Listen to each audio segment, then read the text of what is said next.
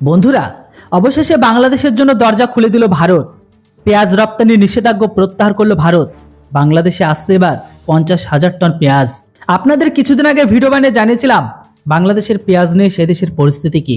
এমনকি কালকেও জানিয়েছিলাম ভারতের পেঁয়াজ না যাওয়ায় তাদের নিজেদের দেশে উৎপাদিত পেঁয়াজ বিক্রি হচ্ছে 100 থেকে 110 টাকা কিলো। তাও আবার সেটা খেতে ভালো না। ভারতের পেঁয়াজ না গেলে সামনে রমজান মাসে পূর্ব পাকিস্তানের অবস্থা হবে সেই লেভেলে। এই মতো অবস্থায় যেখানে ঘরের ভেতরে এই পরিস্থিতি, তাই ভারত পেঁয়াজ না ঢুকলে তাদের দেশের অবস্থা যেন খারাপ সেটা বলাই বাহুল্য। তাই নিষেধাজ্ঞা তুলে নিয়ে বাংলাদেশকে 50,000 টন পেঁয়াজ রপ্তানির অনুমোদন দিয়ে দিল ভারতের কেন্দ্রীয় সরকার। রবিবার ভারতের স্বরাষ্ট্রমন্ত্রী অমিত শাহের নেতৃত্বে মন্ত্রীদের কমিটি এই অনুমোদনকে দিয়ে দেয়। সেই সঙ্গে কমিটিটি 3 লাখ মেট্রিক টন পেঁয়াজ রপ্তানির অনুমোদন দিয়েছে বাংলাদেশকে। সরকারের এই সিদ্ধান্তে এরই মধ্যে স্বাগত জানিয়েছে মহারাষ্ট্রের কৃষকরা। তারা আন্তর্জাতিক বাজারে ভালো দাম পাওয়ার আশা করেছে, কেননা ভারতের বাজারে এখন পেঁয়াজ যথেষ্ট সস্তা। বিশেষজ্ঞরা বলেছেন নিষেধাজ্ঞা তুলে নেওয়ার অন্যতম কারণ হলো গুজরাট ও মহারাষ্ট্রের পেঁয়াজের বিশাল মজুত রয়েছে বা স্টক রয়েছে। দেশটির সরকার এমন ঘোষণায় রোববার থেকে পেঁয়াজের দাম কমতে শুরু করেছে। বাজারে প্রতি কেজি পেঁয়াজ 100 থেকে 110 টাকা কেজিতে পাওয়া যাচ্ছে।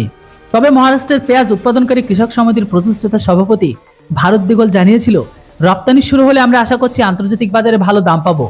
মহারাষ্ট্রের উপমুখ্যমন্ত্রী দেবেন্দ্র ফডণবিস জানিয়েছিল, পেঁয়াজ রপ্তানি নিষেধাজ্ঞা তুলে নেওয়ার জন্য কেন্দ্র সরকারকে আন্তরিক ধন্যবাদ। অপরদিকে বাংলাদেশে গেলে এই পেঁয়াজের দাম সাথে সাথে তাদের উৎপাদিত পেঁয়াজের দাম যথেষ্ট কমবে, কেননা সেখানকার সাধারণ মানুষগুলো যদি 110 টাকা কিলো পেঁয়াজ কিনে খেতে হয়, তাহলে বাকি পণ্য বা জিনিসগুলো কি করে কিনে খাবে।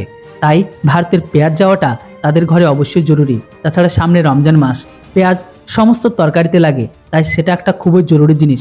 সেটা না পেলে কোনো তরকারির স্বাদ আসে না। তাই এমতো অবস্থায় সাধারণ মানুষের মুখে হাসি ফোটানো অবশ্যই জরুরি।